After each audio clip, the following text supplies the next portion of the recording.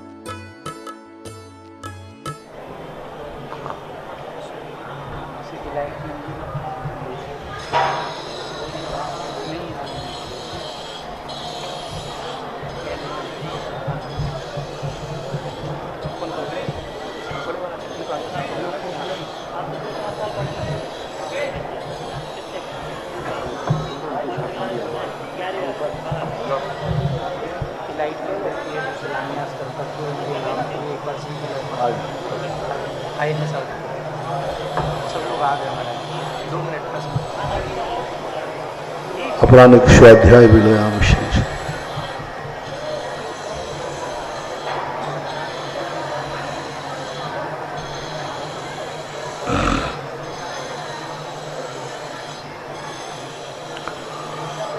नमो रिहंताणो नमो सिद्धाणो नमो आयर्याणो नमो वज्रायाणो नमो लोये सवशाहुणो। पंच परमेष्टि भगवान के आचार्य श्री गुरुवर कुंद महाराज की, आचार्य श्री गुरुवर विद्यासागर महाराज। मुनि पुंगव निर्यापक शर्मन मुनि श्री सुधासागर जी महाराज की, परम पूज्य मुनि श्री 108 पूज्य सागर जी महाराज की, समस्त मुनि संघ की जय। आज की प्रथम जिज्ञासा में अनीता जैन, रामगंज मंडी, कोटा, राजस्थान, गुरुदेव के चरणों में कोट सा नमन। आपकी जिज्ञासा है, आत्मा की मुक्ति बिना सम्यक ध्यान के बिना संभव नहीं, लेकिन वर्तमान में रौत ध्यान की स्थिति इतनी चरम सीमा पर है कि संसारी प्राणी धर्म ध्यान नहीं कर पा रहा है। सम्यक ध्यान पूर्वक जब वह रौत ध्यान का मतलब समझकर उससे मुक्त या उसे कम करने का पुरुषार्थ नहीं होगा, तब तक धर्म ध्यान असंभव है। तो वह अपने जीवन में धर्म ध्यान कैसे लावे, कृपया बताने की कृपा करें। सारा प्रश्न का जवाब तो तुम्हारे प्रश्न में ही छुपा है। जब तक रौत ध्यान नहीं त्यागेगा, धर्म ध्यान नहीं आएगा। रौत ध्यान त्यागना ही पड़ेगा। यही आपका प्रश्न, आपका ही उत्तर आपके पास खुद है। तुम समझदार आदमी हो। मयंक जैन, ललितपुर, गुरुदेव के चरणों में कोटि कोटि नमोस्तु। आपकी जिज्ञासा है, तीर्थंकर 8 वर्ष में संयम धारण कर लेते हैं या कर सकते हैं, तो इनकी भोजन की व्यवस्था जन्म से पहले तो स्वर्ग से होती थी, अब मुनि बनने के बाद स्वर्ग से या कहाँ से व्यवस्था होगी आहार की इनकी? मुनि बनने के बाद श्रावक के यहाँ व्यवस्था होती है ना। सभी तीर्थंकरों के आहार श्रावकों के यहाँ हुए, क्योंकि मुनिराज देवताओं के द्वारा प्राप्त आहार को ग्रहण नहीं करते। 8 वर्ष अंतर मुहूर्त में जो पंचम गुण स्थान प्राप्त हुआ, तो पंचम गुण स्थानवर्ती देवों से आहार ग्रहण करने में कोई बाधा नहीं। द्वितीय प्रतिमाधारी है, वो देवों के द्वारा दिया हुआ आहार ग्रहण कर सकते हैं। तीर्थंकरों ने पंचम गुण स्थान को प्राप्त करने के बाद भी उनका आहार स्वर्गों से ही आता है, देवता ही लाते हैं जब तक वो घर में रहते हैं। लेकिन जैसे ही वो दीक्षा लेते हैं, दीक्षा के बाद देवो पुनीत आहार वर्जित है। प्रमोद जैन, मीना गुड़धानी, सिरोंज, जिला विदिशा, गुरुदेव के चरणों में कोटि कोटि नमोस्तु। आपकी जिज्ञासा है, बीजा अक्षर क्या होते हैं, यह कैसे बनते हैं, यह हमारे जीवन में किस प्रकार प्रभावित करते हैं, कृपया बताने की कृपा करें। अक्षर जब बीज बन जाता है, जो तुम पढ़ते हो अक्षरों को, वो अक्षर है। जो सामान्य व्यक्ति बोलते वो अक्षर है। जब कोई व्यक्ति किसी कार्य करने के लिए उन अक्षरों का प्रयोग करता है तो वो बीजाक्षर बन जाते हैं। जैसे आपका जो फसल आई, अनाज आया, तो सारा अनाज खाने योग्य है, खाया जा सकता है। लेकिन उनमें से किसान कुछ अनाज छांट के रख देता है, उसको बोलते बीज। फसल एक खेत में हुई, एक साथ आई, लेकिन पूरा अनाज वो बीज के रूप में नहीं कहते, बोले ये बीज रखा हुआ है, ये बीज नहीं है, और दोनों एक समान हैं। तो जब किसी अक्षर से हम कुछ आगे की साधना करना चाहते हैं, उस बीज को अक्षर बना करके हम अनेक अर्थ निकालना चाहते हैं, अनंत अर्थ निकालना चाहते हैं। जब वह बीजाक्षर किसी अर्थ की दिशा में जाता है तब वह अक्षर बीजाक्षर बन जाता है। जब वो अक्षर रहता है उस समय अक्षर का कोई भी अर्थ नहीं होता।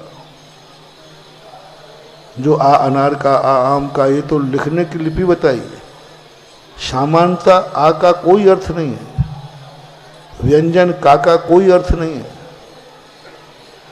लेकिन साधक अपने ध्यान से उस अक्षर को किसी अर्थ की तरफ जब संकेत करता है, जब उसको अपने ध्यान का साधन बना करके उसकी शक्तियों से एनर्जी लेने का प्रयास करता है कि यह बीजाक्षर मुझे यह शक्ति प्रदान करे, उस बीजाक्षर की उस शक्ति को वो पहचानने लग जाता है। उसका रंग, उसका स्वाद, उसका स्पर्श, उसकी गंध और उसके वो अर्थ अनंत शक्ति जो छुपी हुई है, वह शक्ति की तब जाता है, तब वह बीजाक्षर बन जाता है। बीजाक्षर मात्र साधक ही बीज का अक्षर को बीजाक्षर बना सकता है। इतने लोग बाजार से गेहूं खरीदते हैं, सभी लोग गेहूं को बीज नहीं बनाते, मात्र किसान ही बीज बना सकता है। बाजार में से आप गेहूं खरीद के लाते हैं, आप खरीद के, कोई नहीं बोलता है कि हम ये बीज लाए, सब बोलते हैं अनाज लाए। और वही बीज जब किसान के हाथ में पड़ जाए तो वो अनाज नहीं बोलता, वो कहता है ये बीज है। साहूकार के यहाँ लेने जाता है तो लाता अनाज, बोले क्या लेने जा रहा है, बोले बीज लेने जा रहा हूँ। देखो तो उसके पास तो अनाज है। तो जैसे किसान के हाथ में पहुँचते ही अनाज बीज बन जाता है, ऐसे ही साधक के हाथ में पहुँचते ही, ध्यान पर पहुँचते ही वह अक्षर बीजाक्षर हो जाते हैं। देवा जैन, मुंबई, गुरुदेव के चरणों में बारंबार नमोस्तु। आपकी जिज्ञासा है, पढ़ाई के लिए प्राय कर परिवारों से 1-2 बच्चे बाहर जा रहे हैं और बाहर जाते हैं तो फिर उनकी नौकरी भी लग जाती है और बाहर रह जाते हैं। घर पर माता पिता अकेले बसते हैं, कभी माँ अकेली बसती है, तो फिर उनकी सेवा के लिए कौन रहेगा? ये गलती तो तुम्हारी खुद की है। पहली बात तो तुमने जनसंख्या सीमित कर दी, इसलिए पहले बहू को जब आशीर्वाद देते थे तो कहते थे दूधो नहाओ पूतो फलो, ऐसा बोलते थे। अब आज वो परंपरा करी, यदि किसी को आशीर्वाद दे दें तो क्या महाराज जी वो बड़े से दादाजी आपने क्या अभिशाप दे दिया है। तो ये आपकी खुद की भूल है। आप खुद फैसला करें कि आपके बुढ़ापे में कौन सेवा करेगा। ऋषभ देव ने कहीं नौकरी का नाम ही नहीं लिया। बड़ा गजब का सोच था। पूरी आजीविका के अंदर षटकर्म बनाए, शूद्र बना दिया, लेकिन नौकर नहीं बनाया।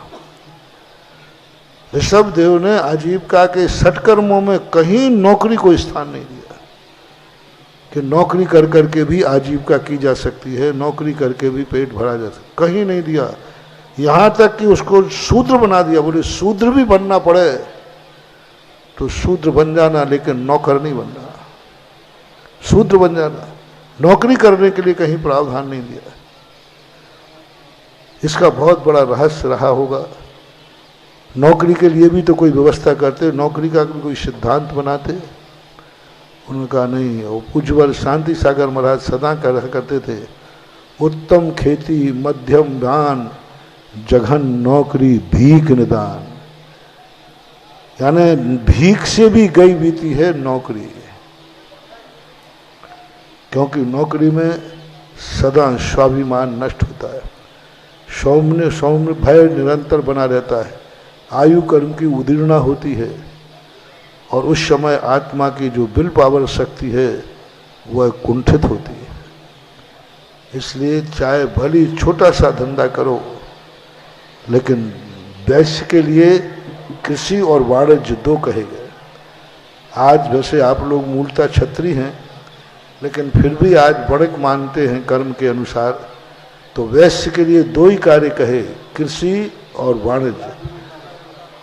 कृषि करो या व्यापार करो, ये दो ही ऋषभ देव के उपदेश थे बणक के लिए, बनिया के लिए।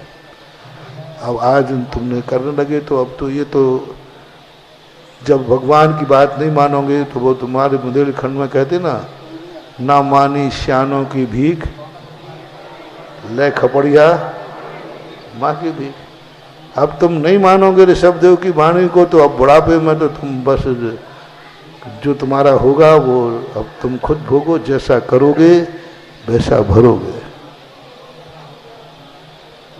शोभा जैन, शनिचरी सागर, गुरुदेव के चरणों में कोटि कोटि नमोस्तु। आपकी जिज्ञासा है, तीर्थंकर भगवान का सुमेरु पर्वत पर अभिषेक होता है, उसमें भगवान की मुद्रा बैठी हुई होती है या लेटी हुई होती है? बैठी हुई। स्पष्ट उल्लेख आया, पलौथी लगा करके भगवान को बैठे रहते हैं। उनका अतुल बल होता है, जन्म से ही अतुल बलधारी होते हैं। ऐसा पंडित फूलचंद जी शास्त्री, कैलाश चंद जी शास्त्री, जगन मोहन लाल जी शास्त्री, बंसीधर जी, दरबाई लाल जी कोटिया, पन्ना लाल जी आदि बहुत से विद्वान कुछ समय पहले यहाँ पर थे, लेकिन उनका परलोक गमन हो जाने के बाद ऐसा लग रहा था कि अब जिनवानी केवल दर्शन के लिए रहेगी।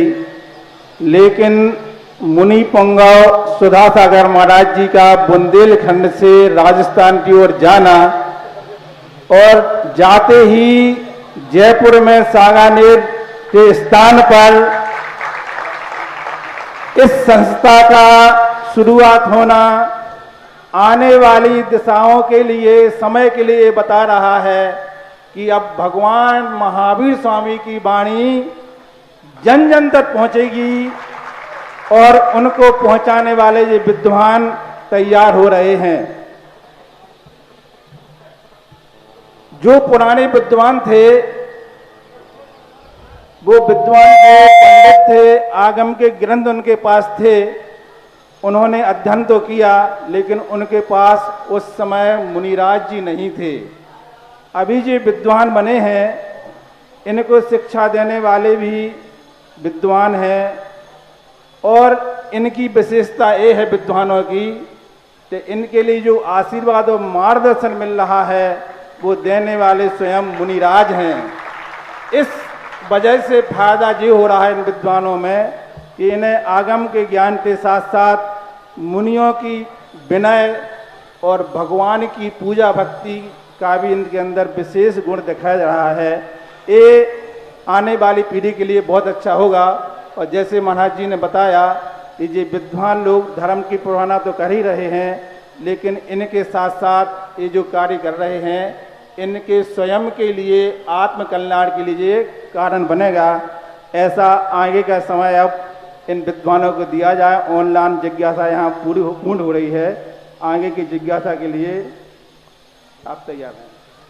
देखो, विद्वानों की जो श्रृंखला है 7वीं शताब्दी के पूर्व धनंजय नाम के एक विद्वान हुए। कोई उनको कवि कहता है, लेकिन पूज्यवर वीरसेन स्वामी महाराज ने धवला में धनंजय कवि के द्वारा दिए हुए कुछ शब्दों का प्रयोग किया है। उसके बाद एक विद्वान हुए हैं पंडित आसादर जी 1232 में, 12वीं शताब्दी में लगभग। वो भी एक प्रकांड विद्वान थे, सागार अंगार धर्मामत। उसके बाद विद्वानों की श्रृंखला जो भी रही है, हमने वर्तमान में उन विद्वानों को देखा है, पंडित कैलाश चंद जी, फूलचंद जी। उसके पहले जो उनको हमने नहीं देखा, A.N. उपाध्याय, पंडित हीरालाल शास्त्री, बालचंद शास्त्री, ये विद्वान प्रकांड विद्वान थे। सठखंडागम को ऐसे पढ़ते थे जैसे कि वो देखते ही नहीं थे, उच्चारण ही नहीं करते थे, सीधा हिंदी करते जाते थे। जैसे अपन लोग पढ़ते, पहले संस्कृत पढ़ेंगे, फिर हिंदी पढ़ेंगे, फिर उसका अर्थ निकालेंगे। वो तो देखते थे प्राकृत संस्कृत को, देखते थे वहाँ और बोलते थे हिंदी। उनकी पेंसिल रखी रहती थी, पंडित जी कैलाश चंद जी साहब वगैरह थे, पेंसिल रखी थी तो उनके ऊपर चलती थी ऐसे उंगली, और मुंह से निकलता था हिंदी। तो मैंने कही देख तो रहे हैं प्राकृत और बोल रहे हैं हिंदी, ऐसे। पंडित जी फूलचंद जी साहब को तो सठखंडागम जैसे रटा हुआ हो। तुरंत किसी ने बोला फलानी किताब का फलाना प्रश्न नंबर निकालिए, एक अक्षर को यहां वहां बोल दे, तुरंत बोल देते नहीं, ऐसा नहीं है। क्योंकि 8-10 साल जो वाचनाएं हुई, विद्वान कैसे होते हैं वो हम लोगों ने उस समय देखा जिस समय सठखंडागम की वाचना होती। वास्तविक विद्वान सिद्धांत के विचारधारा भाव पक्ष उनका क्या था वो नहीं कह रहा हूं मैं, उनकी वैचारिक धारा क्या थी उस पर नहीं जा रहा हूं मैं। उनके मां शब्द ज्ञान की तरफ जा रहा हूं, भाव ज्ञान की तरफ नहीं जा रहा हूं। शब्द ज्ञान का जो ज्ञान था, विद्वता का अद्भुत ज्ञान, और ऐसे रटे हुए विषय उनके ऐसे कि वो तो उसके बाद तो कहीं देखने में आए ही नहीं। ये 3-4 विद्वान हमने देखे थे उस समय। इन विद्वानों का ज्ञान बहुत जबरदस्त था। कभी उन्होंने पढ़ा नहीं है। सठखंडागम, धवला आदि ग्रंथ सीधे उनके सामने रख देते थे, वो पढ़ना शुरू कर देते, यूं पन्ना निकाला, पढ़ना शुरू कर दिया। कुछ विद्वान लोग पढ़ के आना पड़ता था, पहले वो पूछते थे बताओ कल मुझे तो वाचना नहीं करना पड़ेगी, मुझे तो तैयारी करना पड़ती है। तो ऐसे जो विद्वान थे वस्तुतः वो एक प्रकांड विद्वान के रूप में माने जाते थे। आज वर्तमान में मुझे खेद के साथ कहना पड़ रहा है, पूरे भारतवर्ष में उन जैसा सिद्धांत का ज्ञाता आज नहीं है।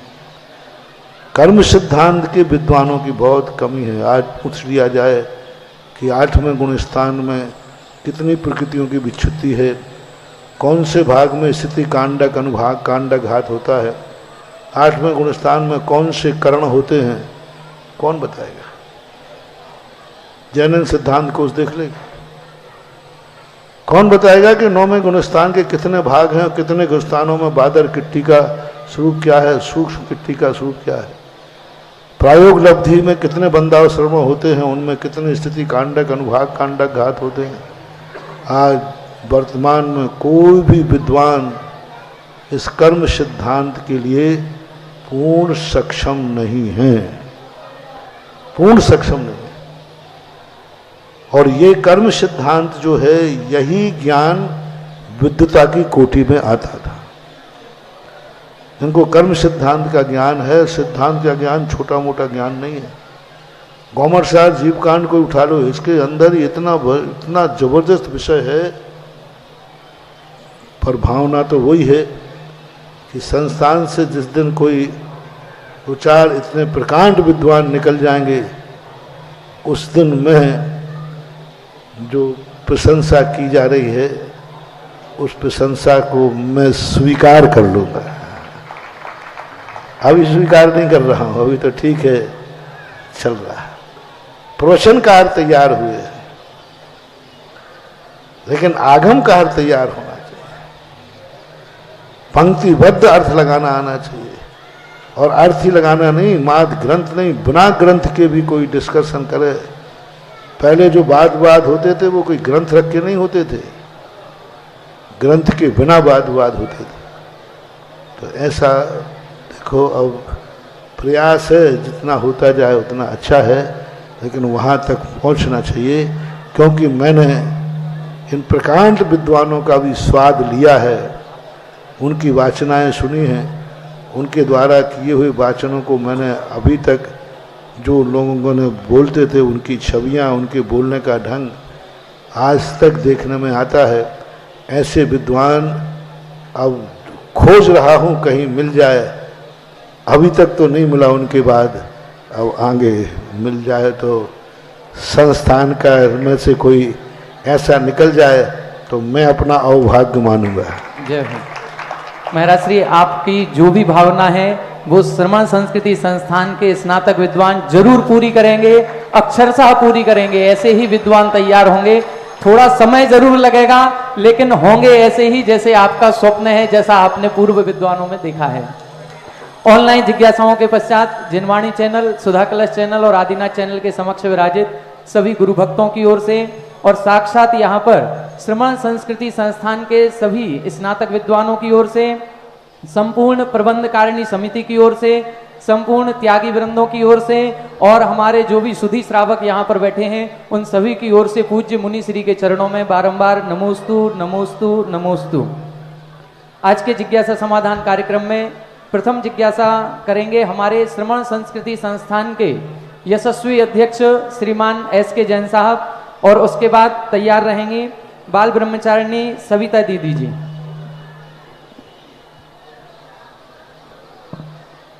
मेरे आराध्य गुरुदेव के चरणों में शत वंदन, शत वंदन, शत वंदन।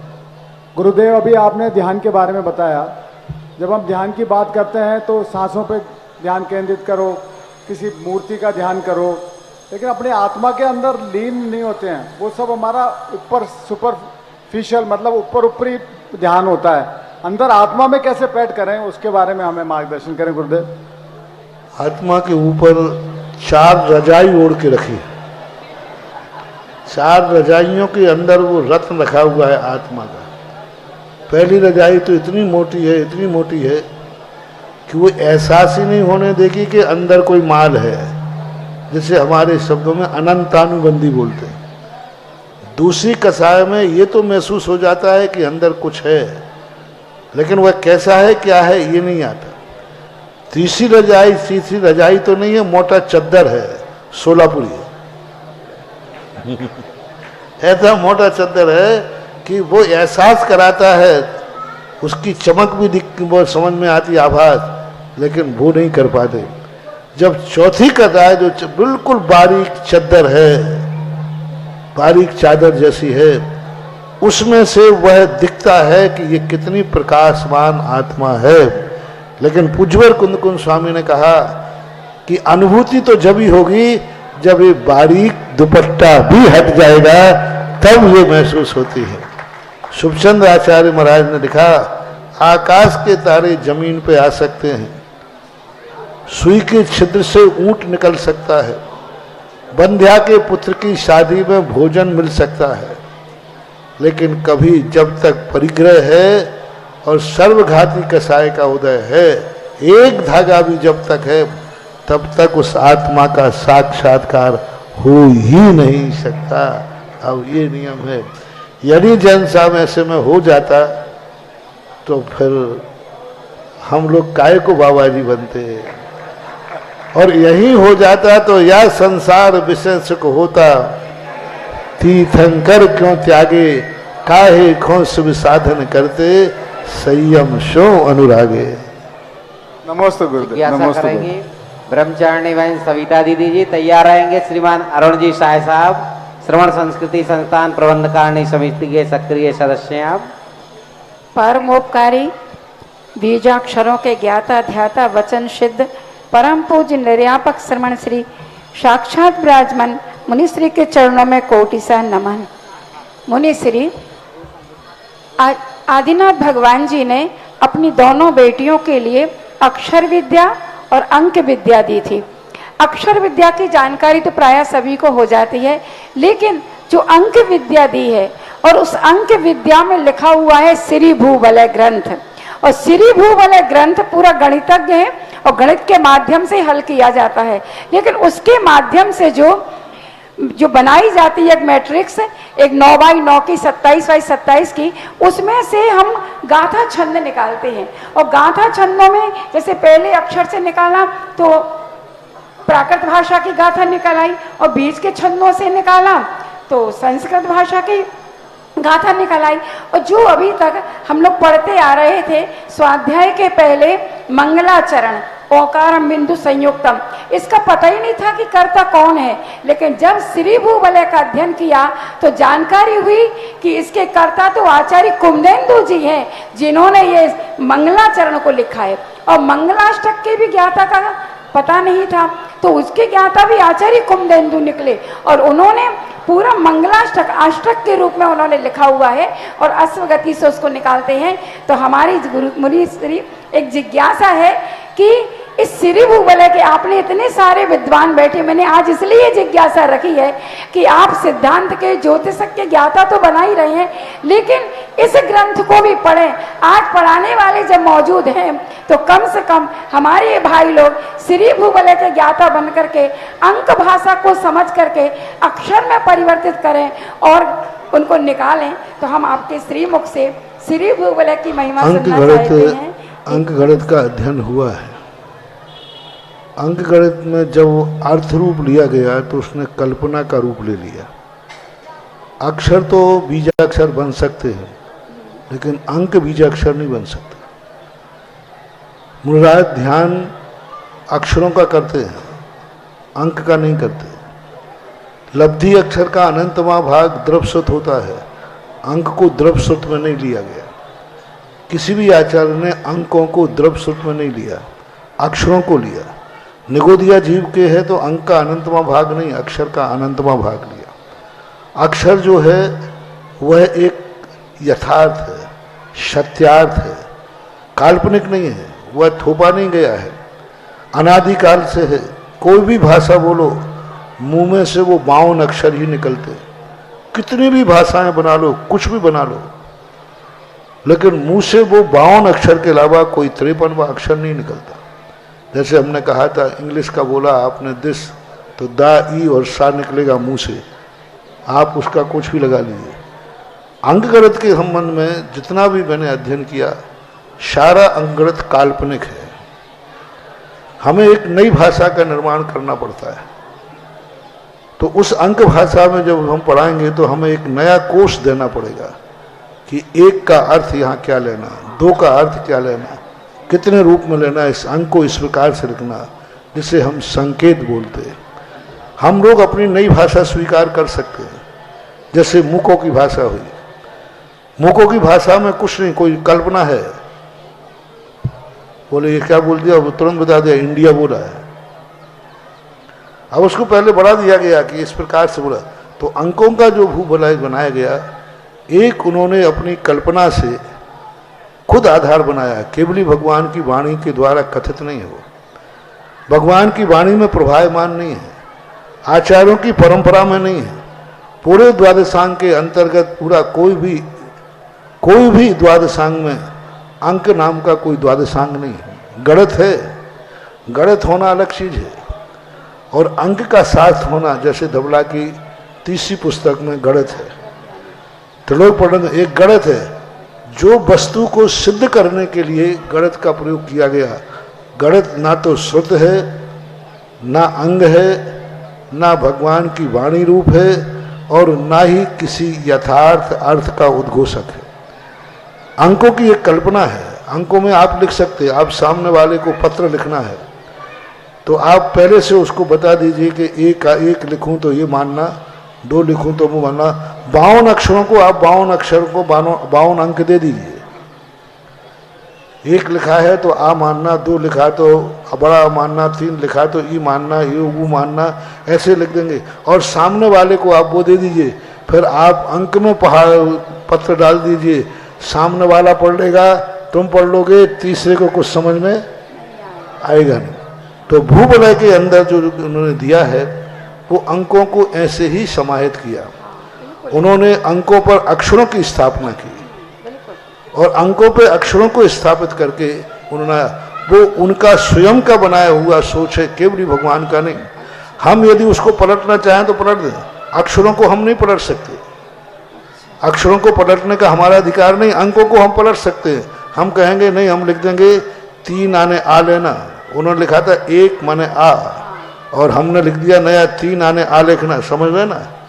तो अपन क्या समझेंगे? हम 3 बोले तो तुम क्या समझोगे महाराज ने क्या कहा? तो वो है, इसलिए अंक विद्या प्रचार में नहीं आई, क्योंकि अंक मात्र एक गणित है, एक वस्तु को गणना करने के लिए प्रयोग किया गया। अर्थ तक नहीं पहुंचाता हमें अंक।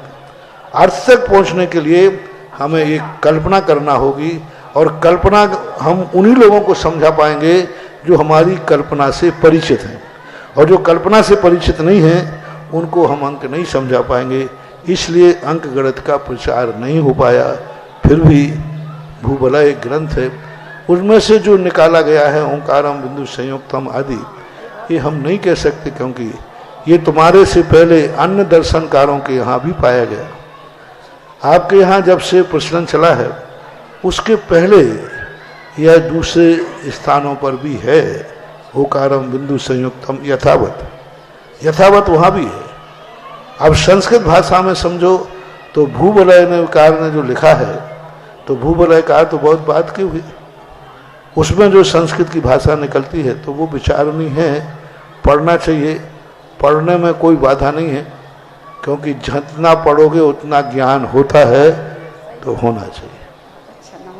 जिज्ञासा करेंगे श्रीमान अरुण जी शाह, श्रमण संस्कृति संस्थान को और हमारे गुरुजी को समर्पित व्यक्तित्व। नमोस्तु महाराज जी, नमोस्तु महाराज जी, नमोस्तु महाराज जी।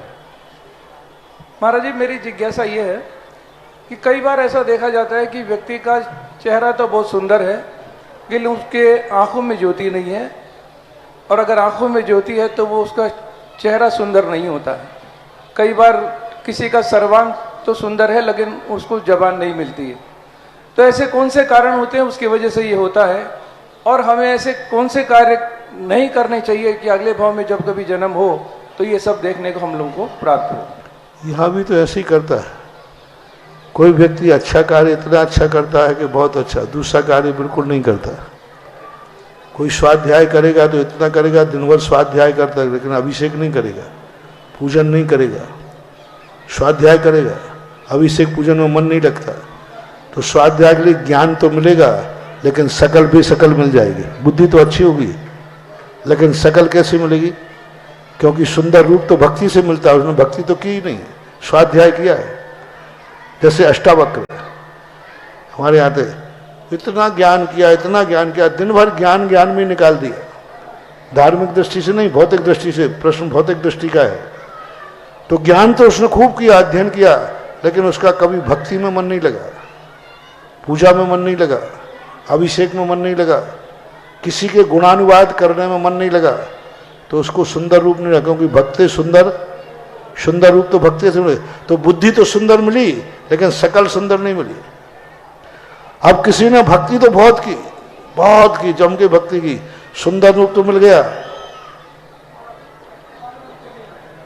पढ़ा तो स्वाध्याय तो बिल्कुल किया ही नहीं, मन ही नहीं। कई लोग ऐसे भक्ति में बहुत मन लगता है, स्वाध्याय नहीं करते, तो उनको क्या शरीर सुंदर मिल जाएगा, लेकिन बुद्धि नहीं मिलेगी। तो हर कार्य में यही समझना, आँख कान नाक संस्थान सब में यही बनना। सब कुछ किया, लेकिन सब कुछ है, लेकिन बीमार बने रहते, क्योंकि कभी वैयावृत्ति नहीं की। सब कुछ किया, पूजा भी की, स्वाध्याय भी किया, सब कुछ किया, लेकिन कभी भैयावृत्ति नहीं की, कभी रोगी को देखकर उसकी निरोग काया को करने का भाव नहीं किया, तो सब कुछ मिल गया लेकिन बीमार बने रहते हैं। तो ये सारी चीजें हमारे यहाँ कारण लिखा है, हर चीज का कारण है, जो जैसा कारण करोगे वैसा कार्य होता है, तो कारण के अनुसार ही कार्य होता है। शास्त्रों में एक एक चीज का वर्णन लिखा हुआ है कि ये करोगे तो ये मिलेगा, ये नहीं करोगे तो ये नहीं मिलेगा। नमस्ते महाराज। महानुभाव पूज्य मुनिश्री के आशीर्वाद से सन 1996 में जयपुर चातुर्मास के दौरान एक अद्भुत कार्य किया गया, जो श्रमण संस्कृति संस्थान का शिलान्यास किया गया। और आज वह जो बीज का रोपण उस 1996 में किया गया था, आज वह वट वृक्ष का रूप ले चुका है, और जिसकी घनी सघन छाया में संपूर्ण विश्व लाभान्वित हो रहा है। आज इस संस्थान को अल्प समय में ही 25 वर्ष पूर्ण हो चुके हैं, और आज यह संस्थान रजत गौरव वर्ष मना रहा है। बड़े ही हर्ष, प्रसन्नता और गौरव का विषय है कि ऐसी संस्थाएं जो आज रजत वर्ष मना रही हैं। हमारे उत्तम चंद जी पाटनी साहब, जो रजत गौरव वर्ष के राष्ट्रीय अध्यक्ष थे, उनके राष्ट्रीय संयोजकत्व में संपूर्ण भारतवर्ष में ग्रीष्मकालीन शिविरों का आयोजन किया गया, और पर्युषण पर्व में भी हमारे सांगानेर संस्थान के विद्वानों के द्वारा संपूर्ण भारतवर्ष में ही और विदेश में भी अभूतपूर्व धर्म प्रभावना की गई।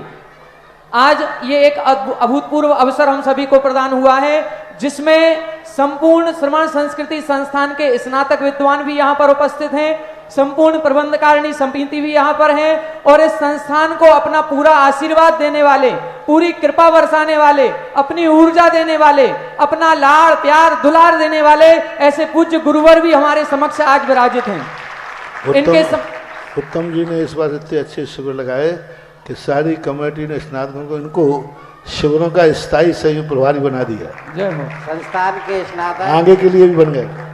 संस्थान के स्नातक पंडित शैलेश कुमार जी विद्यावारिधि द्वारा रजत गौरव सुधा इस पुस्तिका का लेखन किया गया है।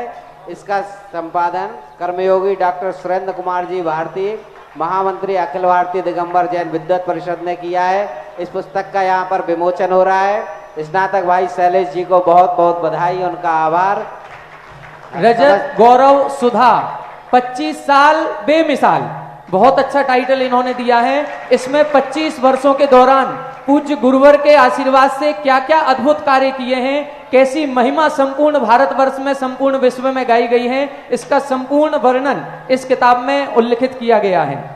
आज इसका विमोचन यहाँ पर संपूर्ण प्रबंधकारिणी समिति सांगानेर के द्वारा और हमारे ललितपुर पंचायत की समस्त कार्यकारिणी के द्वारा किया जा रहा है। जोरदार करतल ध्वनि से इसका हार्दिक अभिनंदन स्वागत करेंगे। इसके बाद हम आमंत्रित करेंगे जिनके राष्ट्रीय संयोजकत्व में संपूर्ण भारतवर्ष में शिविर लगाए गए, पर्युषण पर्व आदि में भी अद्भुत प्रभावना की गई, ऐसे राष्ट्रीय संयोजक श्रीमान उत्तम चंद जी पाटनी, वो हमारे समक्ष आएंगे और यहाँ पर अपनी संपूर्ण रूपरेखा सभी महानुभावों के समक्ष प्रेषित करेंगे। आइए राष्ट्रीय संयोजक श्रीमान उत्तम चंद जी पाटनी। जल्दी जल्दी करना है।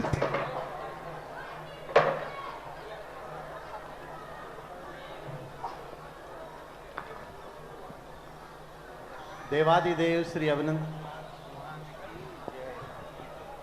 संत शिरोमणि आचार्य विद्यासागर जी मुनिराज की जय। निर्यापक श्रवण मुनि पुंगव श्री सुधा सागर जी मुनि महाराज की जय। मुनि संघ की जय। यहाँ उपस्थित आदरणीय डॉक्टर शीतल जी, डॉक्टर जयकुमार जी को मेरा प्रणाम एवं सभी महानुभाव कमेटी के सभी सदस्य तथा स्नातकों को जय जिनेन्द्र एवं सभा में उपस्थित सभी भाई बहनों को मेरा सादर जय जिनेन्द्र। निर्यापक मुनि पुंगव सुधा सागर जी की प्रेरणा से 25 वर्ष पूर्व एक ऐसे संस्थान का उदय हुआ जो युगों तक श्रमण संस्कृति की रक्षा हेतु तथा जिन धर्म के प्रसार प्रचार हेतु अपना कर्तव्य निभाता रहेगा। मेरा भी सौभाग्य था कि गुरुवर के आशीर्वाद से मैं भी संस्थान की प्रथम कार्यकारिणी के सदस्य के रूप में जुड़कर संस्थान की सेवा करने का मुझे मौका मिला। यह हमारे स्नातकों का भी सौभाग्य ही था कि उन्हें ऐसा संस्थान मिला जहां वह अपने जीवन का निर्माण कर सके तथा जीवन का लक्ष्य भी निर्धारित कर सके। हमारे स्नातक संस्थान की उन्नति तथा जिन धर्म की प्रभावना हेतु निरंतर समर्पित रहते हैं तथा भविष्य में भी रहेंगे। हमारे स्नातक संस्थान के आधार स्तंभ है। इस वर्ष 2022 में हमारी कमेटी ने जोश, उमंग तथा उत्साह के साथ संस्कृत गौरव रजत महोत्सव पूरे भारतवर्ष में मनाने का निर्णय लिया। इस महोत्सव के अंतर्गत पूरे वर्ष में विभिन्न कार्यक्रमों का आयोजित किए गए। इस बार हमारे क्षेत्र प्रभारियों ने हमारे आचार्य श्री की चरण छाया में जाकर बैनर तथा पोस्टरों का विमोचन करवाकर इन शिविर के लिए आचार्य श्री से भरपूर आशीर्वाद प्राप्त किया। हमारे क्षेत्र प्रभारी एवं स्नातकों द्वारा पूरे भारतवर्ष में लगभग 1200 से ज्यादा श्रमण संस्कृति संस्कार शिक्षण शिविरों का आयोजन किया गया, जिसमें 50,000 से ज्यादा शिविरार्थियों को संस्कारित किया गया।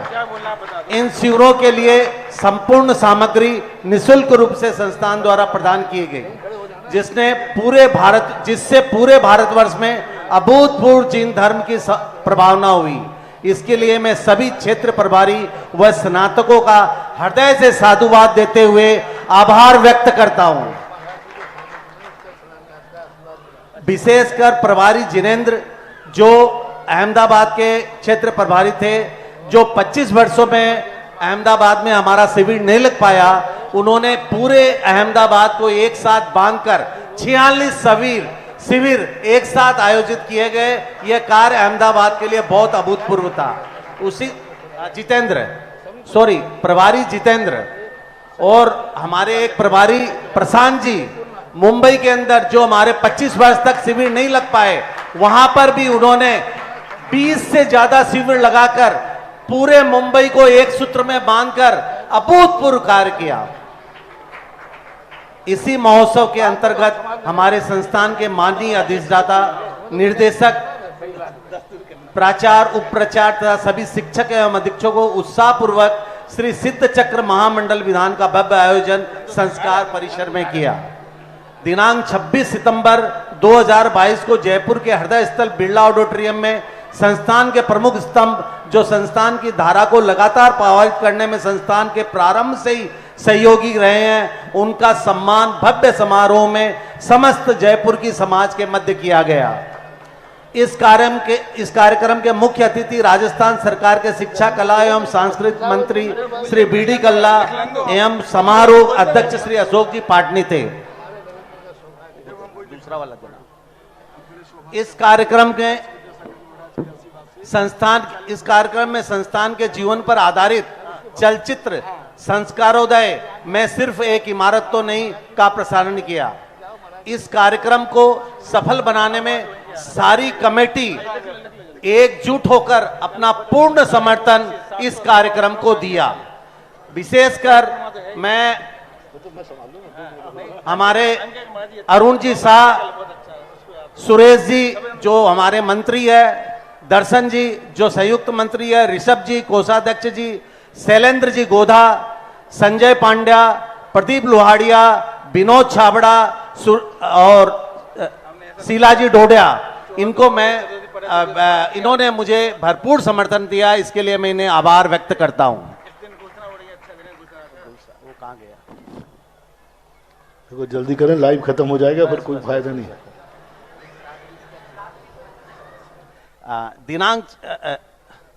हमारे अधिष्ठाता श्री जय कुमार जी जैन, निर्देशक डॉक्टर शीतल जी जैन एवं प्राचार्य अनु कुमार जी जैन ने इस रजत महोत्सव को सफल बनाने में अपना भरपूर योगदान देकर हमारा मार्गदर्शन किया, जिसके लिए हम सदा इनके आभारी रहेंगे। हमारे संस्था के सभी सहयोगी, शिक्षक, अधीक्षक तथा अन्य एवं हमारे प्रिय विद्यार्थियों का भी हमारी कमेटी आभार व्यक्त करती है। मैं हमारी कमेटी के सभी पदाधिकारी एवं सभी सदस्यों का हृदय से धन्यवाद ज्ञापित करता हूं, जिन्होंने अपने परिवार की तरह मेरा साथ दिया। विशेषकर श्री एस.के. जैन, श्री प्रमोद जी पहाड़िया ने पग पर मेरा साथ देकर मेरे उत्साह को कम नहीं होने दिया। पूरे महोत्सव के दौरान हमारी कमेटी के सदस्य की एकता को मैं नतमस्तक होकर तहे दिल से आभार व्यक्त करता हूं। जो कुछ भी रजत महोत्सव के दौरान कार्यक्रम हुए, यह हमारे गुरुदेव के आशीर्वाद का फल है कि सारे कार्यक्रम निर्विघ्न संपन्न हुए। मैं तथा हमारी कमेटी की ओर से गुरु चरणों में कोटि कोटि नमोस्तु अर्पित करते हैं। हो गया हमारा सब। बोलो गुरुवर मुनि पुंगव श्री सुधा सागर जी मुनिराज की जय। इस शुभ भावना के साथ सबका साथ सबका आभार, सभी को जय जिनेन्द्र। कार्यकारिणी का ऐसा मनोभाव है कि जिन्होंने इन शिविरों में महती प्रभावना की है, उनका सम्मान यहाँ कार्यकारिणी के द्वारा किया जा रहा है। एक साथ लाइन से करो, नाम पुकार दिया। हाँ, यहाँ आ जाए कार्यकारिणी सदस्य आ जाए सारे। आप नाम पुकार दिया बस। हाँ, शिविर प्रभारियों के नाम में आमंत्रित कर रहा हूँ। पंडित अमित जैन टीकमगढ़ जबलपुर प्रभार दिया जाएगा। एक मिनट, तो फिर 1 मिनट परीक्षा प्रमाण और घोष। चलो इनको बुला लो बनेगा। हाँ, पंडित जयदीप जैन सागर भोपाल जिनका प्रभार रहा है। पंडित प्रदीप जैन तारादेही दमोह जिनका प्रभार रहा है। और पंडित आशीष जैन आचार्य सागर जिनका प्रभार रहा है। पंडित नवनीत शास्त्री मुरैना चंबल संभाग। आ जाइए आप लोग, शुरू करो। पंडित अनुभव जी शास्त्री खनियादाना शिवपुरी प्रभार। पंडित अखिलेश शास्त्री डिकौली टीकमगढ़ प्रभार। चलो। पंडित अजित जैन शास्त्री सागर पूर्वांचल प्रभार। पंडित वीरेंद्र शास्त्री हीरापुर आसाम प्रभार। पंडित सुरेश जैन निवाई टॉप प्रभार। डॉक्टर ज्योति बाबू जैन उदयपुर प्रभार। पंडित प्रशांत जैन शास्त्री रावत भाटा वाले मुंबई प्रभार। पंडित श्री आलोक मोदी ललितपुर प्रभार। पंडित श्री मुकेश जैन शास्त्री ललितपुर झांसी प्रभार। डॉक्टर आनंद जैन श्री आनंद जैन वाराणसी प्रभार। पंडित जिनेन्द्र जी शास्त्री मथुरा प्रभार। पंडित जितेंद्र जी गुना अहमदाबाद प्रभार। पंडित सौरभ जैन रायपुर छत्तीसगढ़ प्रभार। पंडित श्री वैभव मैत्रेय जालना औरंगाबाद प्रभार। पंडित अनंत वल्ले जी सोलापुर प्रभार। पंडित अमित कलनवर सांगली प्रभार। पंडित लवलेश महाजन पुणे प्रभार। पंडित सौरभ जैन नैनागिर वाले हाड़ौती प्रभार। पंडित अंकित जैन घाटोल बांसवाड़ा प्रभार। पंडित भरत जैन शास्त्री इंद्रौ परिवार। पंडित आलोक जैन बड़ा मलहरा। चलो अब निकल। हाँ, पंडित सुधीर जैन चितवाड़े जी। हाँ, डॉक्टर पुलक गोयल जी, आप सभी ससम्मान आमंत्रित हैं।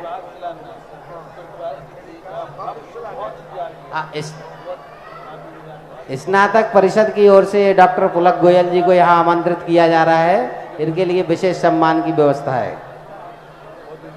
हाँ, सभी विद्वानों के लिए संस्थान के द्वारा एक रजत स्मृति चिन्ह के द्वारा यहाँ पर सम्मानित किया जा रहा है। सभी विद्वानों को जिनके नाम यहाँ आमंत्रित किए जा रहे हैं। हाँ, 25 वर्ष के जो रजत गौरव महोत्सव की संपूर्ति हो रही है, उसके उपलक्ष्य में श्रवण संस्कृति संस्थान के रजत गौरव महोत्सव के अवसर पर संपूर्ण भारत में आयोजित शिविरों में संपूर्ण वर्ष में हुए आयोजनों में अपनी महती भूमिका निभाने वाले संस्थान में निवासरत प्रभारी पंडित किरण प्रकाश जैन मालपुरा, पंडित श्री सतीश जैन ललितपुर, पंडित विनोद जैन गौना, पंडित विनय जैन नैकोरा, पंडित दीपक जैन सागर, पंडित संजीव जैन बरा, पंडित विकास जी बंडा, पंडित राहुल जी लाडनू आते जाएं, जिनके नाम मैं यहाँ आमंत्रित कर रहा हूँ।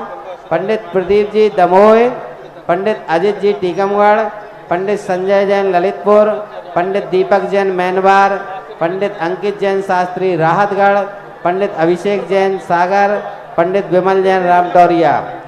इसी क्रम में मैं एक संस्थान के द्वारा महत्वपूर्ण उपक्रम जो कि 12 वर्षीय स्वाध्याय का उपक्रम है,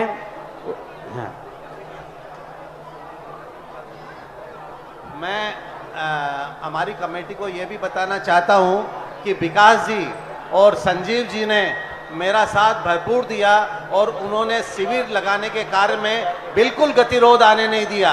उन्होंने इस कार्य को बखूबी संभाला।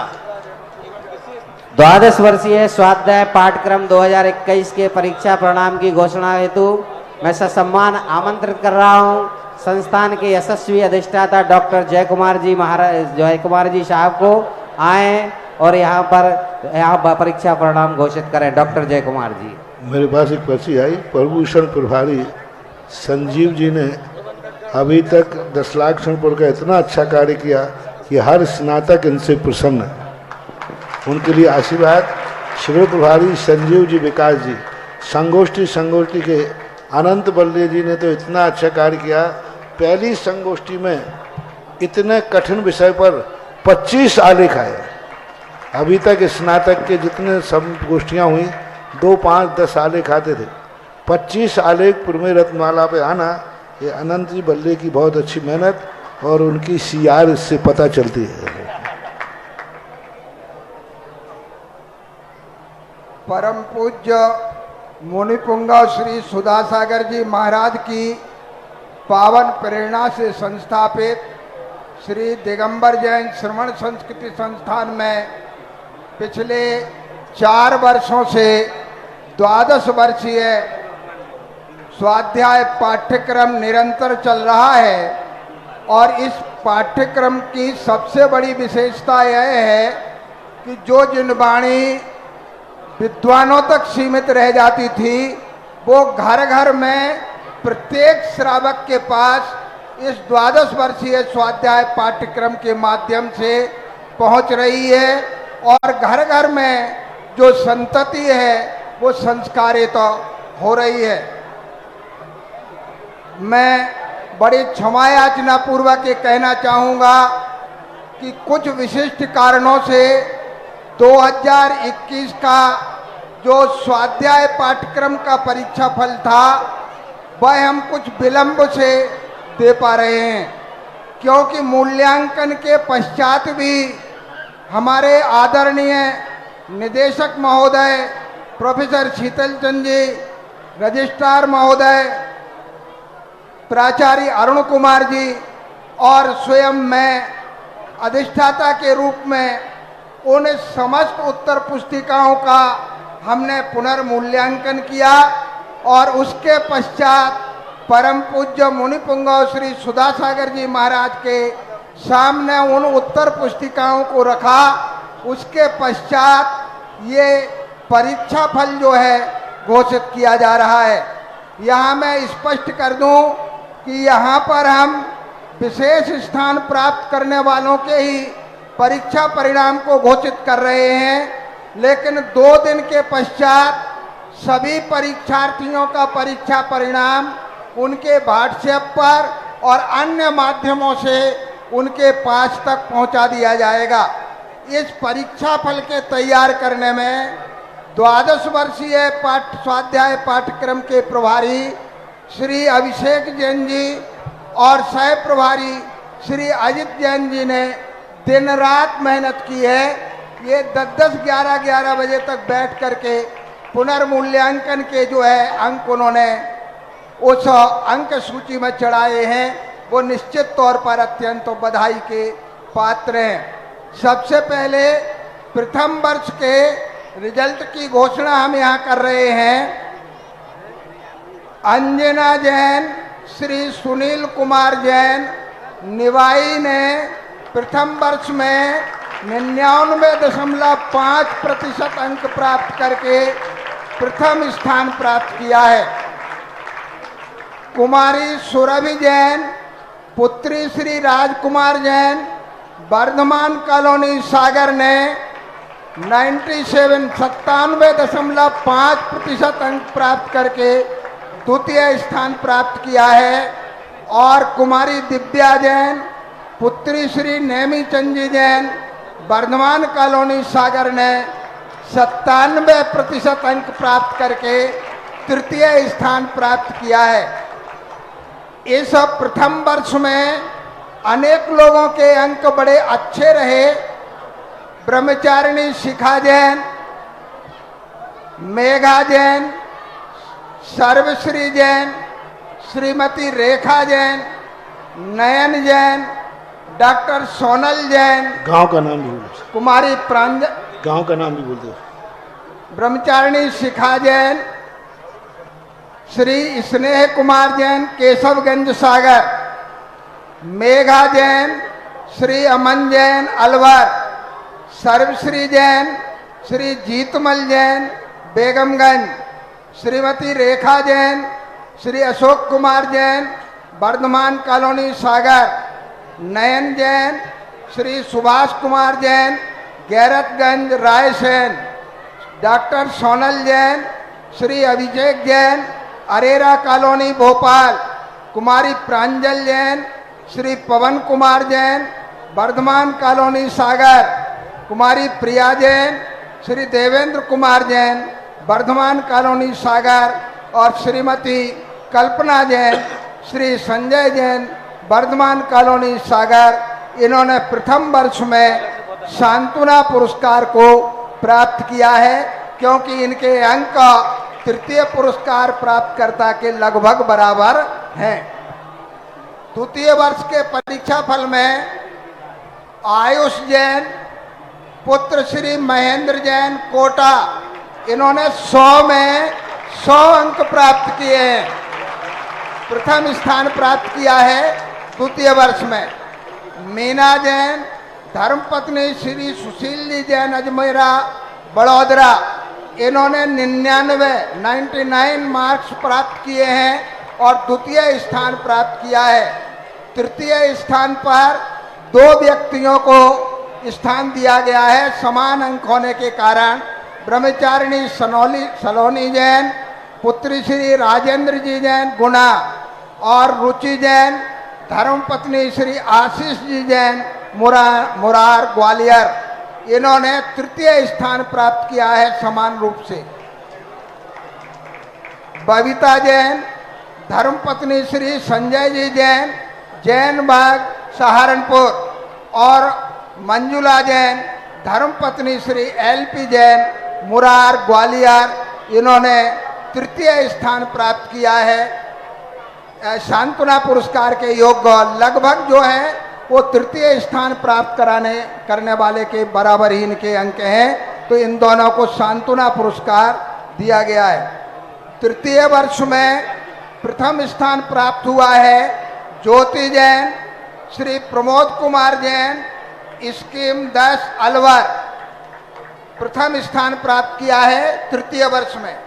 द्वितीय स्थान प्राप्त हुआ है श्रीमती काजल जैन, श्री पंकज जी जैन, टीकमगढ़, और तृतीय स्थान प्राप्त हुआ है श्री शिल्पी जैन, राहुल जैन, टीकमगढ़, और सांत्वना पुरस्कार में भी टीकमगढ़ ने ही बाजी मारी है। श्रीमती रश्मि जैन, श्री अरविंद चौधरी, इन्हें सांत्वना पुरस्कार प्राप्त हुआ है। चतुर्थ वर्ष का ये परीक्षा फल है। कुमारी सविता जैन, पुत्री श्री महेंद्र जी जैन, ललितपुर, इन्होंने 100 में 100 अंक प्राप्त किए हैं, पूरे में पूरे अंक प्राप्त करके प्रथम स्थान प्राप्त किया है। कुमारी सविता जैन, पुत्री श्री महेंद्र जी जैन, ललितपुर। द्वितीय स्थान चतुर्थ वर्ष में प्राप्त हुआ है मनीषा जैन, धर्मपत्नी श्री प्रदीप जैन, इन्होंने 99% 99.5 अंक प्राप्त किए हैं बड़ा बाजार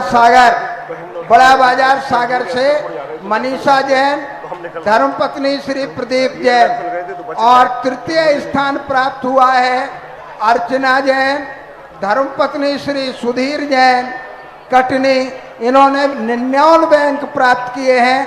केवल कुछ पॉइंट्स के अंतर पर तीनों ने ये प्रथम, द्वितीय, तृतीय स्थान प्राप्त किया है।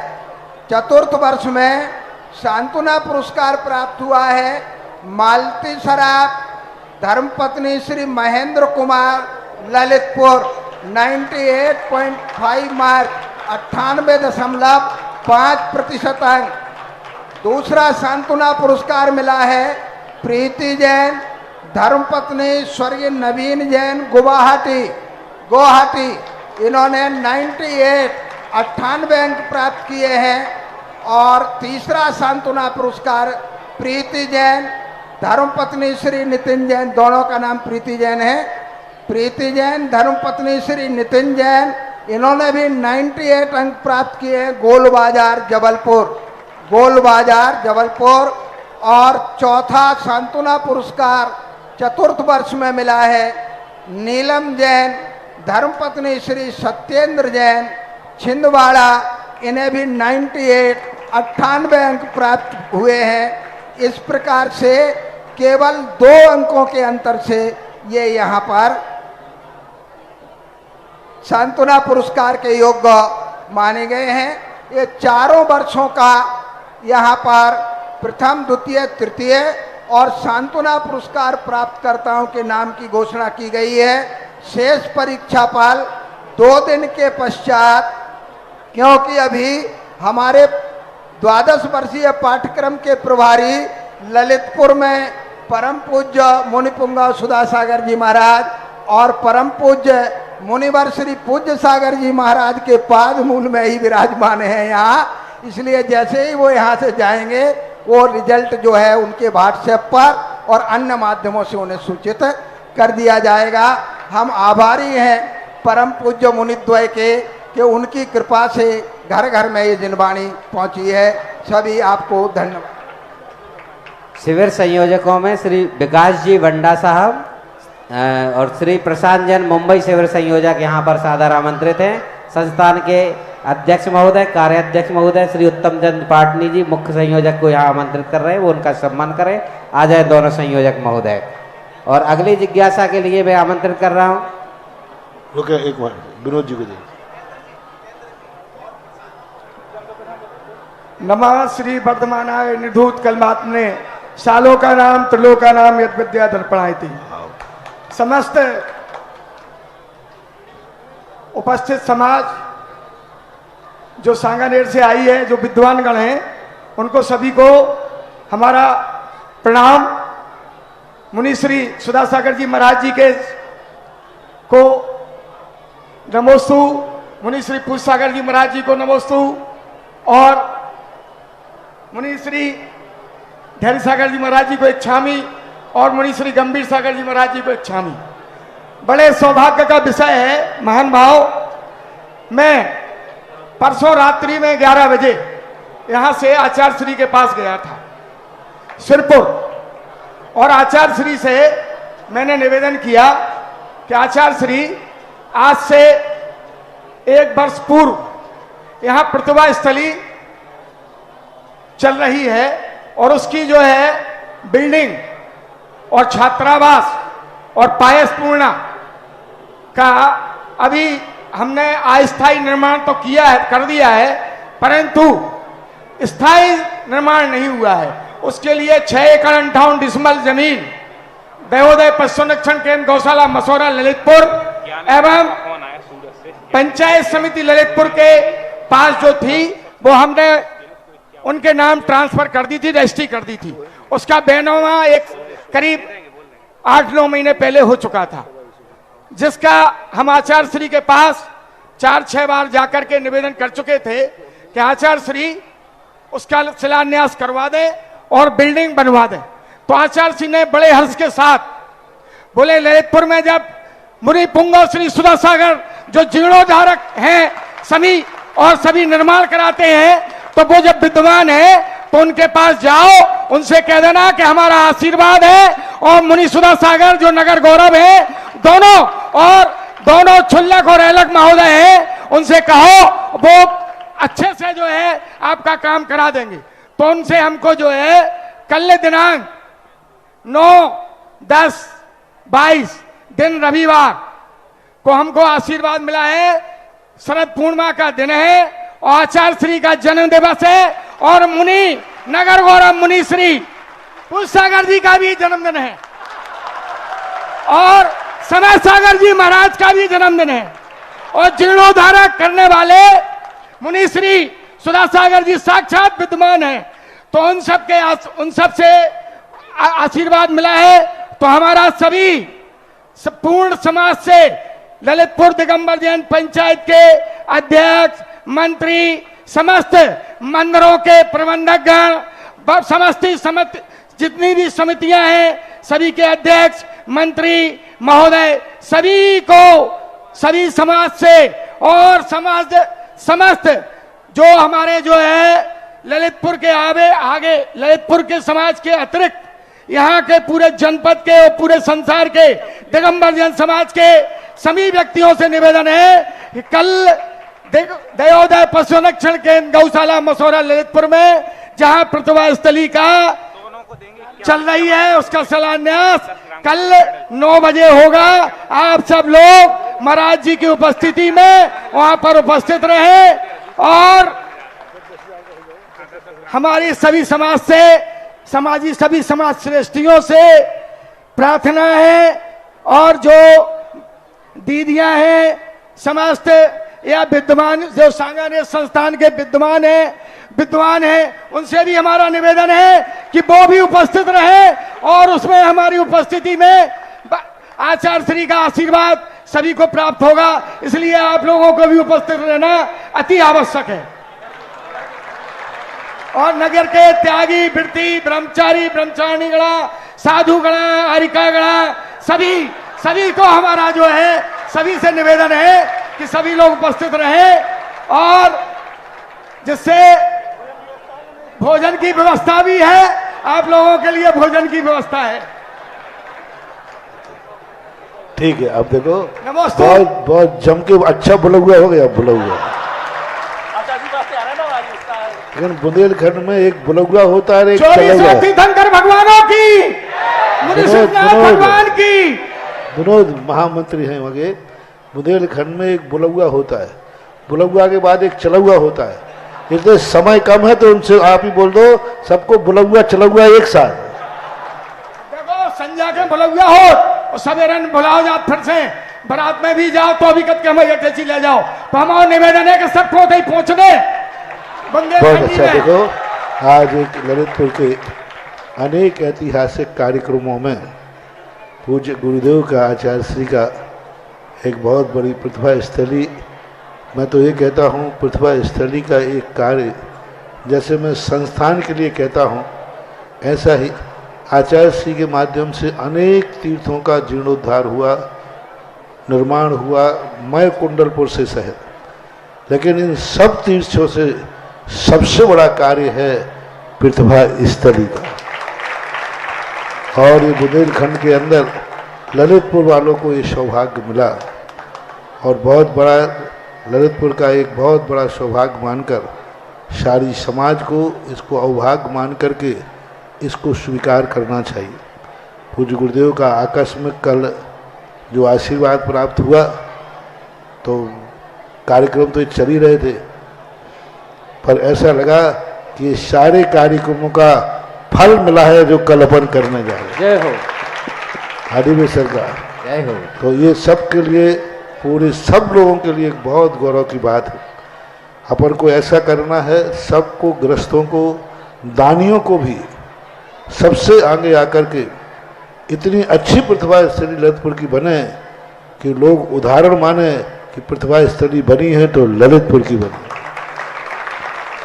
और आप लोगों को सबको, क्योंकि मंदिर तो बनते ही हैं, बन रहे हैं, लेकिन एक बहुत बड़ा निर्माण आचार्य महाराज के द्वारा सबसे बड़ी विशेषता है कि वहाँ पर सब बच्चियों को संस्कारित करने के लिए संस्कारवान बच्चियाँ आचार्य श्री तैयार करते हैं। इसलिए कल का एक इतिहास स्वर्णांकित ललितपुर के इतिहास में लिखा जा रहा है।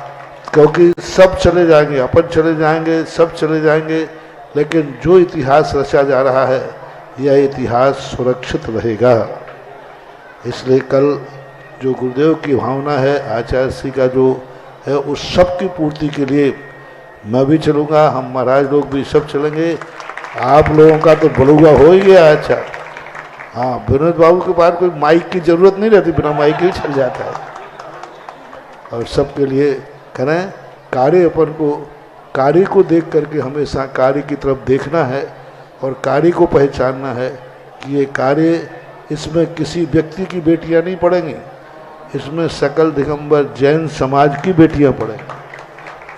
और वो बेटी यदि संस्कारवान होती है तो सब कल अपन को 15 से बच्चियां रहेंगी, आचार्य श्री ने ऐसा बोला है। हाँ, कम से कम आचार्य श्री की भावना है कि ललितपुर में 1500 बच्चियों का स्थान बनना चाहिए। पहली प्रतिभा स्थली 1500 बच्चियों के लिए टारगेट बनाया है। अब जब गुरुजी का भाव है, देखो बच्चियां तो सब आप लोगों की है, संस्कार आप लोगों के हैं, और इतने बड़े महाराज जो अपने साधना से बाहर आकर के तुम्हारी बच्चियों की चिंता कर रहे हैं। 1500 बच्चियां एक साथ रहेगी तो ललितपुर समाज को कुछ ऐसा करके दिखाना है कि 1500 के बाद फिर ललितपुर समाज जाए कि महाराज अभी भी छात्रावास खाली है। इतना अच्छा कार्य करना है, कल अपन वहाँ समझेंगे और इतनी अच्छी व्यवस्था बनाओ। 1500 क्या, ललितपुर ऐसा कहे महाराज कोई सीमा मत बांधो, यदि 15,000 भी कहोगे तो ललितपुर उसको संभाल लेगा, क्योंकि वैसे ही ललितपुर संस्कारवान स्थान है और यहाँ से संस्कारित जो बच्चियों का काफिला निकलेगा वो सारे भारत में अपनी आचार संहिता की सुरभि, संस्कारों की सुरभि बिखेरेगा। इसलिए बहुत अच्छा कल आज जिसकी घोषणा हुई है 9वीं चौथ पड़े शनिचरवार, एक काम के साथ सदै अनेकों। आज यह एक प्रतिभा स्थली अनेक प्रतिभा स्थलों के लिए बीज बने, शुरुआत बने। और कल तो शरद पूर्णिमा है ही, शरद पूर्णिमा तो वैसे ही बिना सौदे का मुहूर्त माना जाता है। और शरद पूर्णिमा को जन्म लेने वाले आचार्य श्री की जैसी सारे जगत में ख्याति है, ऐसे ही ललितपुर की प्रतिभा स्थली की भी ख्याति होना चाहिए। ऐसे स्थिति को लेकर के सबके लिए आशीर्वाद। पर सुबह जल्दी हम तो अपने समय से निकलेंगे, तुम अपने समय से निकलना।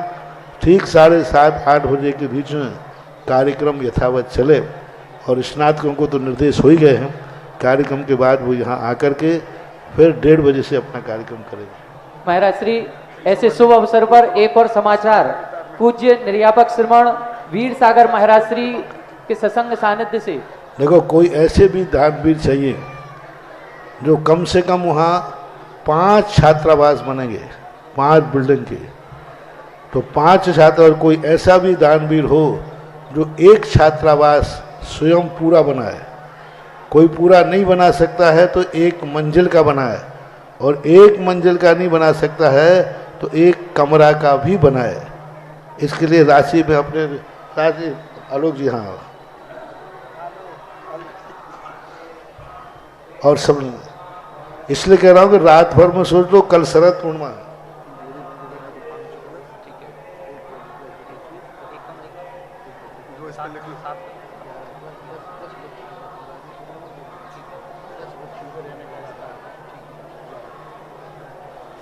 देखो बहुत बड़ी चीज, मंदिर तो बहुत बनाए, लेकिन पूरा छात्रावास हॉस्टल अपने एक नाम से भी व्यक्ति बना सकता है कि पूरा 5 मंजिल का एक छात्रावास।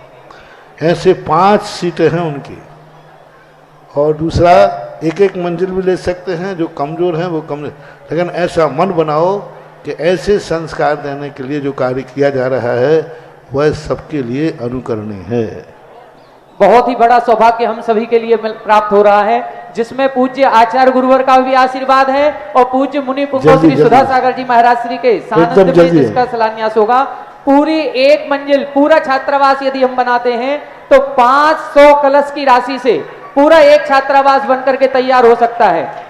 और यदि 1 मंजिल हम बनाना चाहें तो 125 कलश की राशि से एक पूरी मंजिल का निर्माण होगा, जिसमें अनेकों छात्राएं वहां पर अध्ययन करेंगे। और यदि हम एक हॉल का निर्माण करेंगे जिसमें 10 छात्राएं एक साथ रह करके संस्कारित होंगी, ऐसे एक कमरे के लिए या एक हॉल के लिए 11 कलश की राशि निर्धारित की गई है। जो भी महानुभाव यथाशक्ति अपना जितना हमारी शक्ति है उतने शक्ति के साथ यदि अपना इसमें सहयोग करना चाहें तो अपना नाम अभी भी दे सकते हैं। देखो 12 वर्षीय कोर्स के संबंध में जो अभी घोषणा की गई, सब लोग सुनते हैं, जिज्ञासा समाधान। देखो सूरत से ज्ञानंद जी गदिया का आया कि जिन्होंने पूरे शिविर में टॉप किया है, 100/100 नंबर लिए हैं, उनको उन्होंने 10 ग्राम सोने का मेडल यानी 51,000 रुपया एक को, दोनों को अलग अलग दिए हैं। क्योंकि यहाँ घोषणा की गई 100/100 2 है ना, 2/100 है, तो उन्होंने दोनों के लिए कहा कि 51,000 का पुरस्कार, यानी जितना सोना 10 ग्राम आ जाता है, हाँ उतना प्रमाण। देखो तुम मन परीक्षा कितना लोगों में उत्साह होता है, भावना होती है, यानी हर व्यक्ति चाह रहा है कि ज्ञान का प्रचार होना चाहिए, चाहे वो सांगानेर संस्थान से हो रहा है तो भी ठीक है, और अभी जो प्रतिभा स्थली से कल यहाँ शुरुआत होने वाला वो भी यही है। यानी आज साधुओं को भगवान और धर्म की प्रभावना की अपेक्षा समाज को संभालना जरूरी हो गया, क्योंकि समाज का जो भौतिक वातावरण बन रहा है उस भौतिक वातावरण की चकाचौंध से हटा करके और संस्कारवान कराना सबकी जिम्मेवारी है, साधुओं की भी, समाज की भी, श्रीमानों की भी और धीमानों की भी। ओम। महाराज श्री एक और शुभ समाचार, पूज्य निर्यापक श्रमण वीर सागर महाराज श्री साहेबपुरा भिटौनी में विराजमान है, वहां से आया है। आपने कल यहाँ पर बीज का वपन होगा और 2012 में नगर गौरव पूज्य सागर जी महाराज श्री के प्रवास के दौरान वहां पर एक हथकरघा केंद्र की स्थापना हुई थी, जिसको अब वो छोटे रूप में था, कल बड़े रूप में 108 हथकरघा सेंटर वहां पर खोले जा रहे हैं, उसकी स्थापना का कार्य कल होना है। आपका आशीर्वाद उन्होंने चाहा है। बहुत अच्छा है। हथकरघा भी एक देश की अहिंसक प्रणाली, हिंसा के द्वारा ही जीवन नहीं चलता, अहिंसा के द्वारा चलता है। अहिंसा प्रणाली को जीवित करने के लिए जो आचार्य श्री ने एक ऐसी स्वदेशी अहिंसक वस्त्रालय, इसका नाम रखो अहिंसक वस्त्रालय, तो अहिंसक वस्त्रों के साथ अपना जीवन जी सके, इसके लिए मैं भी अभी शाहपुरा भटोनी गया था, वहाँ जुमाल चल रहा था, कल शुरुआत है। आशीर्वाद। 6 अक्टूबर 2022 से संत शाला शिलान्यास समारोह श्री 1008 पार्श्वनाथ दिगंबर जैन इलाइट मंदिर ललितपुर के पूज्य मुनि श्री की प्रेरणा और उनके मंगल सानिध्य में शिलान्यास का समारोह हुआ था। उसके लिए पुण्यार्जक परिवारों ने जो राशि घोषित की है, 71 कलश श्री अनिल जैन डोंगरा परिवार, 31 कलश श्री सतीश जैन बंटी बजाज परिवार, आ जाएं आप लोग, आते जाएं। 7 कलश डॉक्टर डीके जैन है, एक डीलक्स कमरा। 7 कलश राजकुमार जैन मोदी प्रबंधक जी, एक डीलक्स कमरा। 7 कलश वीरेंद्र जैन बछरौनी प्रबंधक जी, एक डीलक्स कमरा। 7 कलश श्री प्रवीण जैन कबाड़ी, एक डीलक्स कमरा। अरे डीलक्स मत बोलो, संसार है। 7 कलश डॉक्टर अवनीश कड़ंकी। 7 कलश श्री सीलचंद बछरावनी परिवार। 7 कलश श्री पवन जैन बाबा मार्बल परिवार।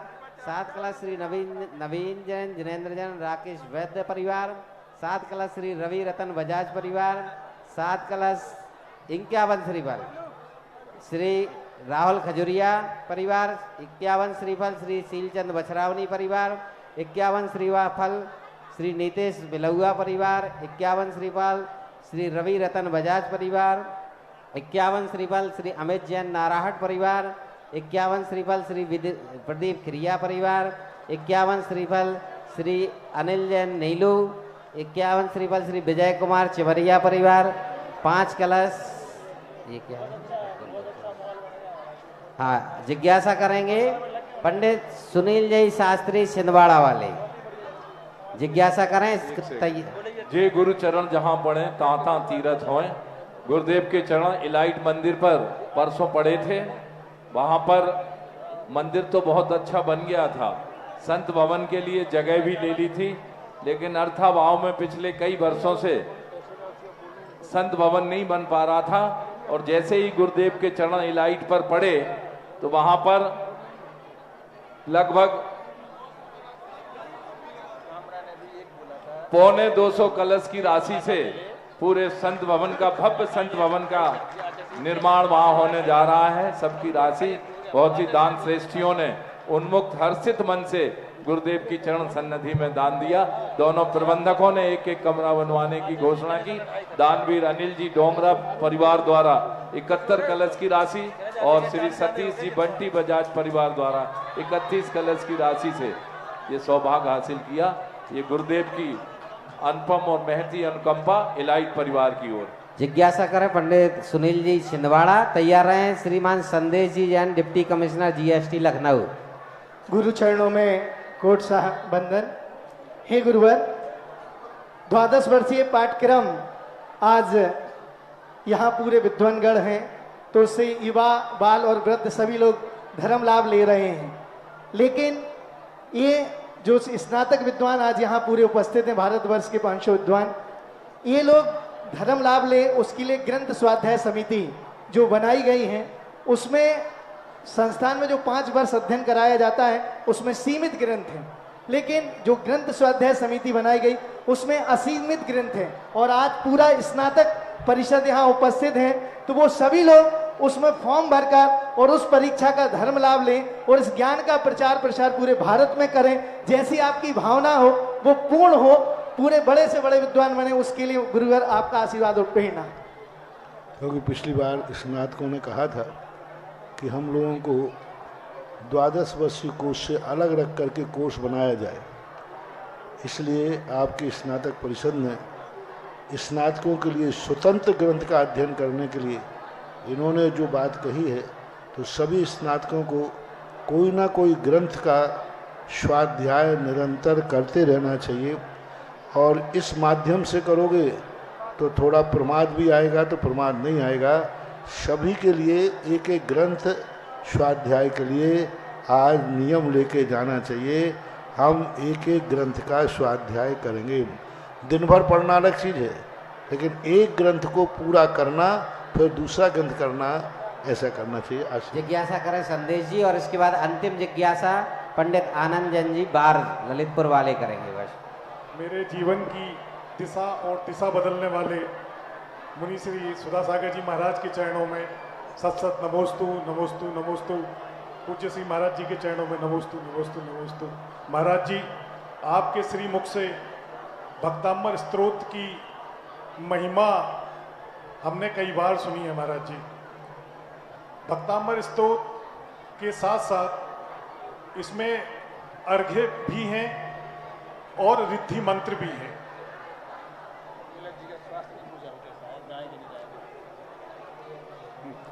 हाँ महाराज जी, अर्घ्य भी हैं और रिद्धि मंत्र भी हैं। तो महाराज जी, ऐसे में मेरी जिज्ञासा ये है कि अगर भक्ताम्बर स्तोत्र के श्लोक का अगर हम जाप करते हैं तो लगभग 15 मिनट में एक जाप हो जाता है और 1008 जाप लगभग 2.5 घंटे में पूर्ण हो जाते हैं। तो महाराज जी, मेरी जिज्ञासा यह है कि हमें भक्ताम्बर श्लोक का जाप करना चाहिए या नहीं करना चाहिए, और रिद्धि मंत्र और इसमें कौन श्रेष्ठ है? भक्ताम्बर स्तोत्र एक ऐसा स्तोत्र है कि उसमें हर श्लोक अपने आप में पूर्ण स्तुति है। उसमें हमेशा कोई ना कोई भक्ति का वहाँ प्रदर्शन किया गया है, इसलिए जिसमें मन लग जाए वो कर लेना चाहिए। अंतिम जिज्ञासा करेंगे आनंद जैन बार, पंडित आनंद जी बार। आप सभी को सूचित किया जा रहा है कि श्रवण संस्कृति संस्थान की एक डॉक्यूमेंट्री फिल्म मुख्य पंडाल में यहाँ के बाद जो जिज्ञासा समाधान आरती के बाद मुख्य पंडाल में आयोजित की जाएगी। आप सभी वहां पर आमंत्रित हैं। आनंद जी करें जिज्ञासा। पूज्य के चरणों में मेरा बारंबार नमस्कार। मेरी शंका है, पूज्य श्री कल्याणक भूमियों से आज वर्तमान में देख रहे हैं 24 तीर्थंकरों की जो निर्माण, जन्म और तप कल्याणक की भूमियां हैं, वहाँ पर जो ग्रंथों में हम पढ़ते हैं उनके वैभव को बड़ा ही वैभव प्रतीत होता है, लेकिन वर्तमान की उन स्थितियों को देखने के बाद लगता है कि पता नहीं ये हमारा पुण्य का उदय है या पाप का उदय, या हमारा प्रमाद है। कल्याणक भूमियों का वैभव ग्रंथों में आता है। कल्याण तीर्थंकर की कल्याणक भूमियों का वैभव ग्रंथों में बढ़ने थे, वर्तमान में तो लेकिन वैसा वहाँ नहीं दिख रहा, दरिद्रता दिख रही है। क्या होता है कि कोई भी अच्छे स्थान होते हैं, उन स्थानों को जब व्यक्ति अपमानित कर देता है तो वहाँ का जो शक्तियाँ हैं वो समाप्त हो जाती हैं। तो आज उन स्थानों का वो सम्मान भी तो नहीं रहा जो सम्मान पहले था। आज जिस ढंग से, तो जैसा जैसा धर्म क्षेत्रों को हम अपमानित करते जाएंगे वैसे वैसे वो भी अपना अतिशय कम करते जाते हैं। हेलो, आज की आरती का सौभाग्य श्रीमती सुखमती, अजय जैन, शोभा जैन, नैन्सी, नयन, समस्त गांधीनगर भोपाल परिवार को मिला है, और सांगानेर की अति सम्माननीय कमेटी से भी अनुरोध करूंगा कि वो भी सभी लोग आ जाएं और आज की आरती में शामिल हों। ये हम सब का परम सौभाग्य है, और एक इतिहास बनेगा ललितपुर से कि गुरुदेव के साथ ये 400 शास्त्री सांगानेर विद्युत परिषद के हमारे विद्वान, स्नातक शास्त्री विद्वान गुरुदेव के साथ सुबह विहार करेंगे। यहाँ से गौशाला के लिए सुबह 6 बजे से पहले पहले, जैसे ही उजाला हो जाएगा गुरुदेव सुबह 6 के पहले पहले नाश्ता नहीं करवा रहे, खाना तो यहीं होगा अपना। और जिस पथ पर ये हमारे विद्वान और सांगानेर श्रमण संस्कृति संस्थान की जो परंपरा है, तो उसमें पढ़ करके लोग मुनि पद को भी धारण करते हैं। तो ये आपकी एक परीक्षा है कि आप आगे कैसे सुपथ पकड़ेंगे।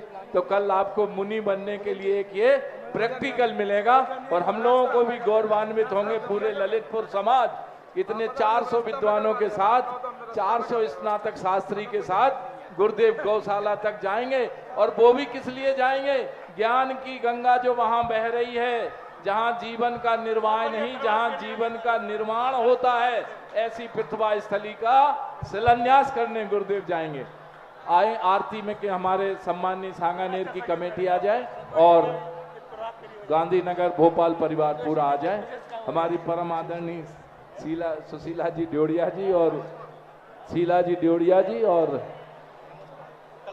जयपुर से हमारी मंजू जी छाबड़ा जी आ जाएं। आरती प्ले कर दें भैया।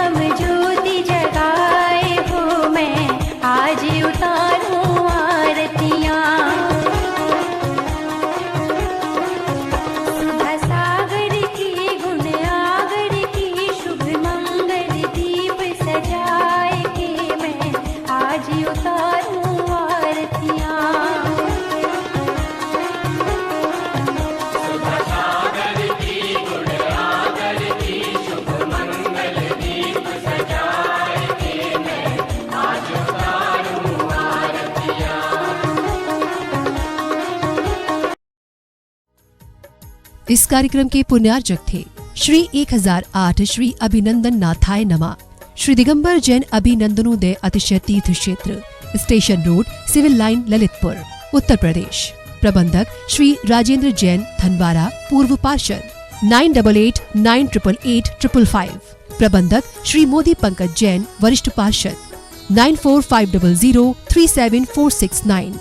अंतर्गत श्री दिगंबर जैन समाज पंचायत समिति रजिस्टर्ड, ललितपुर, उत्तर प्रदेश। अध्यक्ष इंजीनियर अनिल जैन, अंचल, 9415112333। महामंत्री डॉक्टर अक्षय जैन टड़ैया, 9415509458।